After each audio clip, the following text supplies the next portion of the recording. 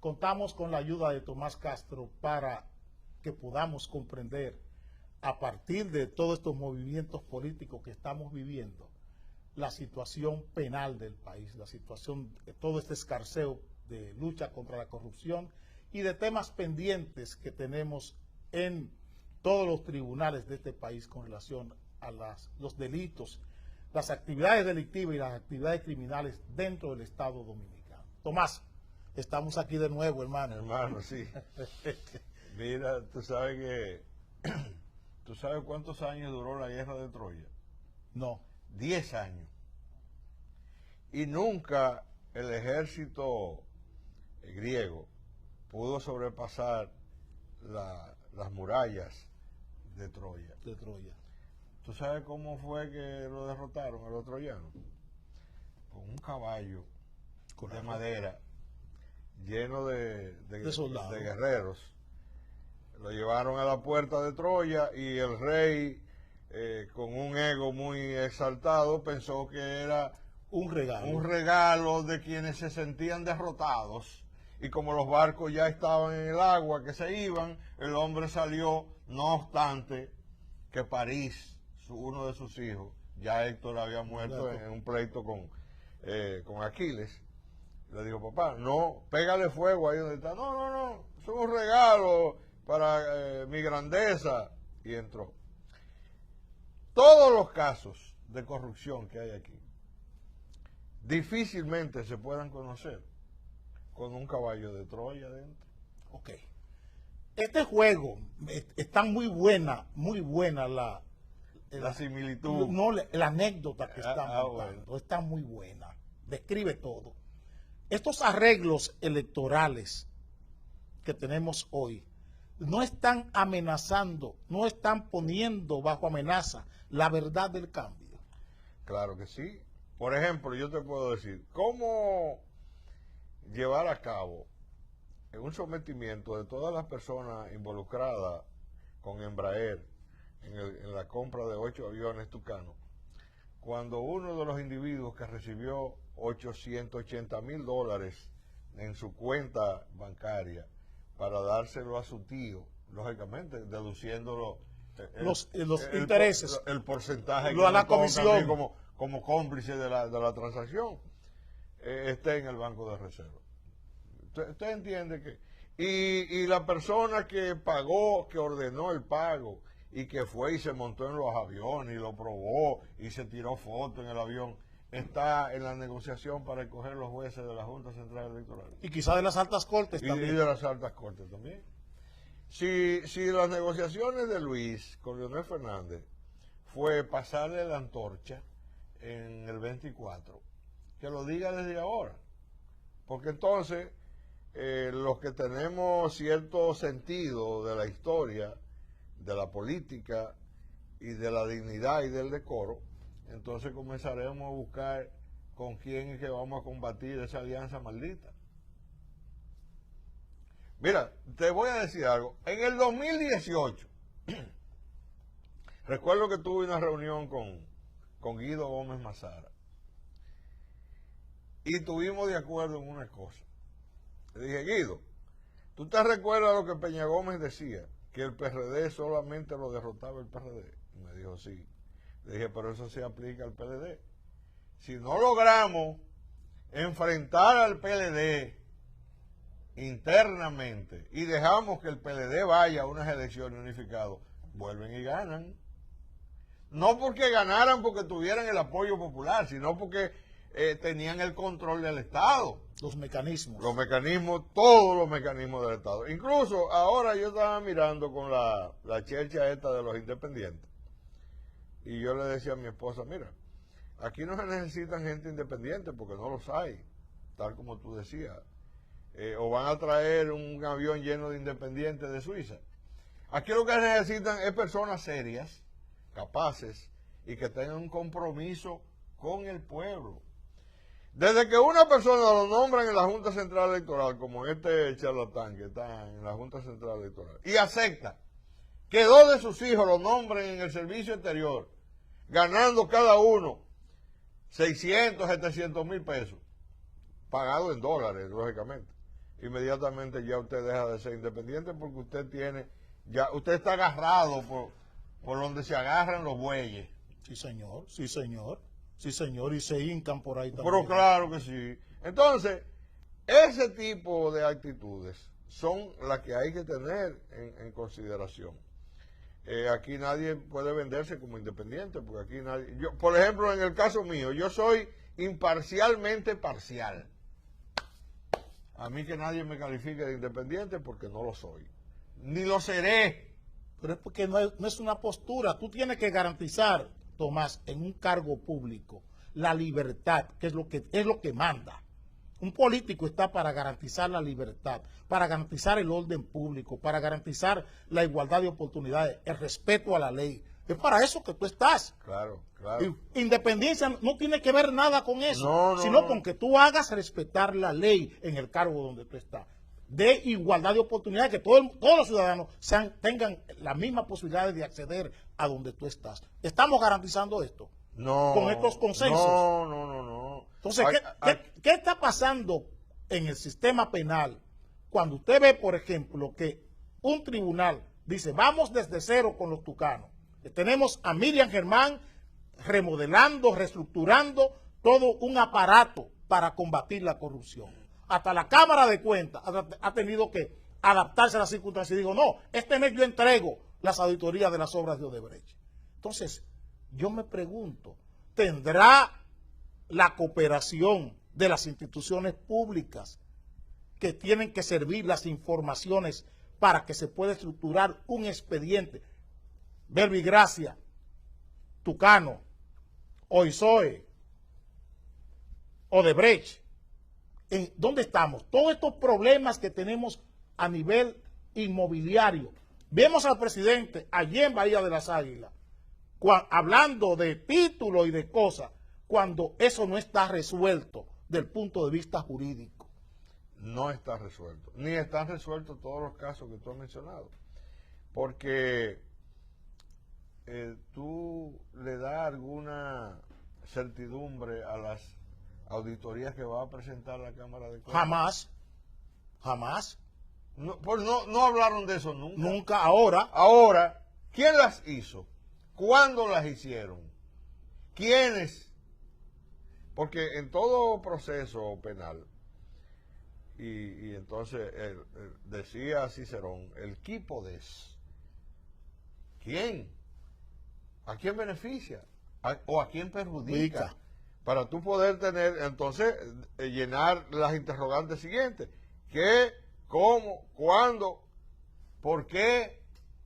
Tú tienes que llenar todas las interrogantes para que el asunto tenga una certidumbre. Tú hablabas del asunto, por ejemplo, de la pandemia. Las estadísticas, ¿quién lleva las estadísticas? ¿Cómo se conforman las estadísticas? ¿Quién es que conforma todo la lotería esta que cantan todos los días? Los boletines. ¿Cómo es posible que se esté dándole certidumbre a unas estadísticas cuando el mismo que la da dice que 36 muertos que anunciaron un día que no son verdad, que son de julio y de agosto? ¿Y cómo tú le puedes dar certidumbre a lo que te puedan decir después de eso? O a lo que te dijeron antes de eso. Entonces volvamos a los casos penales. Yo creo que doña Miriam ha aceptado una posición muy difícil. Porque ni siquiera con la gente que está al lado de ella puede confiar. Tiene gente ahí, tiene sus quintas columnas. Sus cuñas. Y sus cuñas. Hay cuñas ahí. Oh, pero claro que sí. Por ejemplo, yo te voy a decir, de los grandes casos de corrupción al más alto nivel en el gobierno de Danilo Medina, ni siquiera tuvieron que ver con asuntos relacionados con bienes del Estado.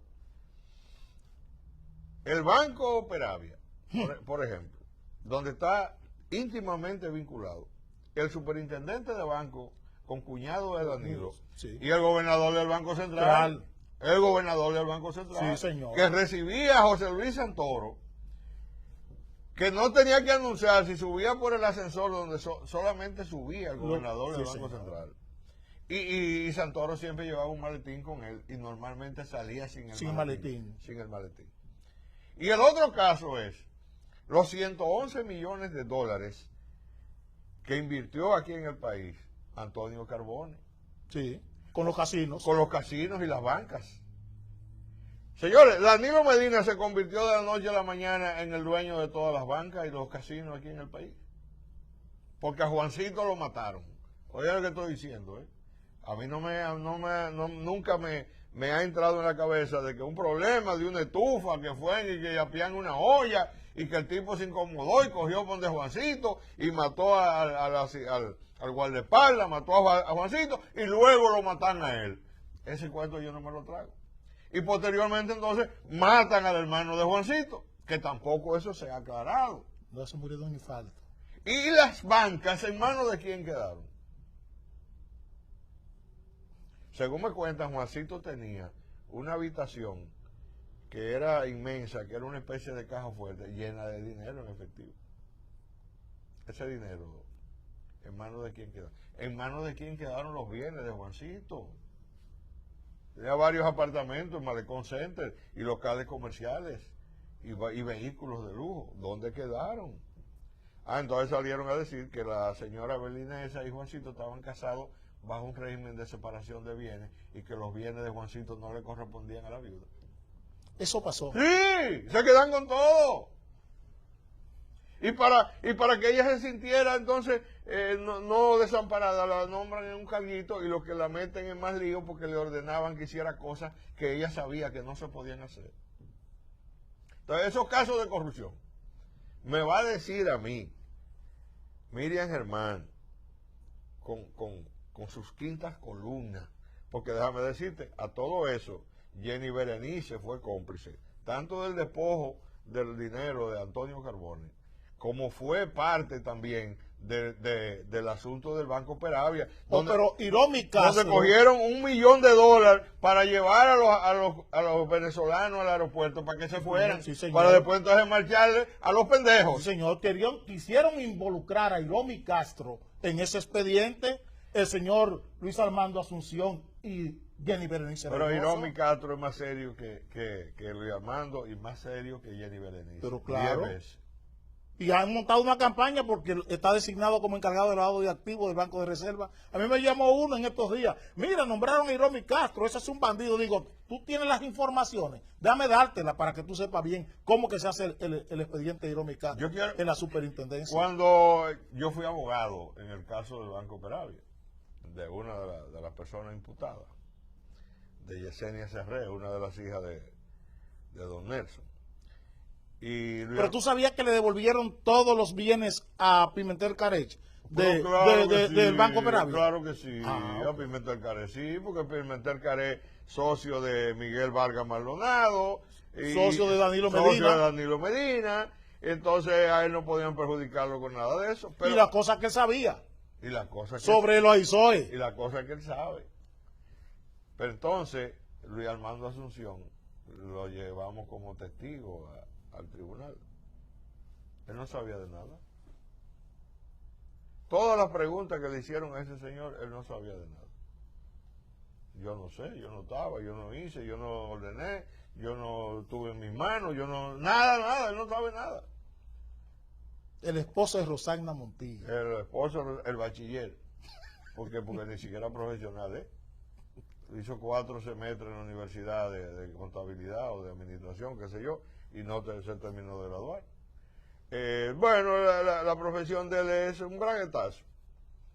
Sí, el marido de una hermana de la primera dama, y eso ya le valió para nombrarlo en el cargo más alto que podían darle a este charlatán.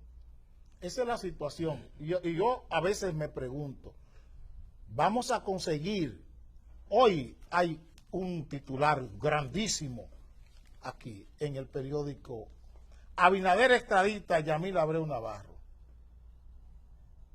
Ese señor pidió irse. Sí, se fue voluntariamente. Entonces, ¿lo están extraditando? No. Se fue aquí, mírenlo aquí. Eso es el listincito. cómo se juega. Y yo te pregunto, ¿y ahí se terminó todo? No, claro que no. Ese señor no tiene ninguna relación con el PRM.